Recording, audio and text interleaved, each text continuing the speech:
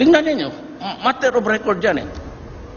Yung listahan na binigay ni Duterte na mga tao nagbigay sa kanya at nung eleksyon ngayon, presidential. Kita niyo mo, pareho lang. Kaya minsan maniwala ka ritong mga, alam mo na, I do not have to insult them kasi, what for? Why should I waste my time? Sa bagay niya, katotohanan na lang, hindi rin talaga ninyo alam kung totoo at hindi.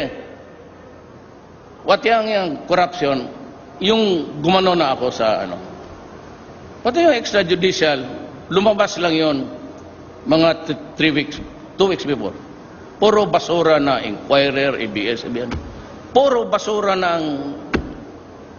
Kaya malaki ang taas nung akong sabi diyan sa mga istasyon. Powerful po kayo.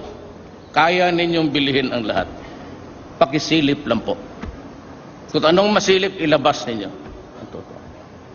Because I cannot on my own just order the central bank because the central bank is not under autonomous body yan.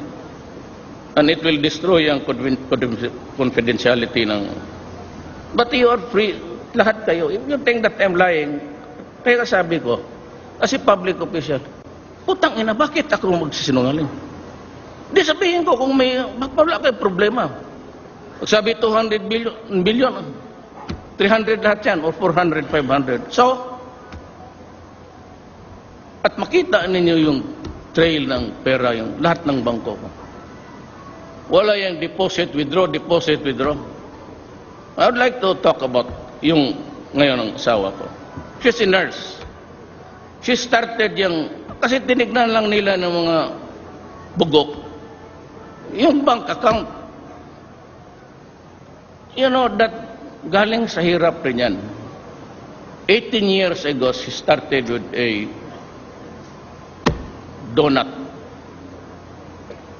She has now 14. Kung bakit garami, pumayag yung mga mall. Siyempre, pagkahan na lang tayo.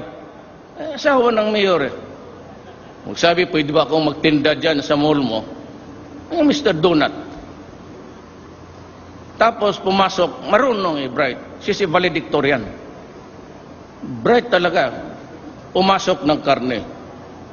Magprangkahan tayo. Kung ikaw may-ari ng mall, sabihin ng asawa ko, pwede akong magbenta dyan ng karne?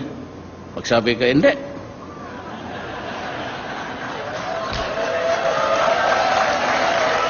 Pero kung corruption yan, kung ganito, mag-resign na lang ako. Kasi hindi ka na pagbakanap buhay. Why? Ang tao ba wala talagang pag-asa sa buhay na gapang ka kung saan mo gusto abutin? Ang negosyo ng tatay pati nanay, sawa ko, vulcanizing. Nandiyan pa si Davao.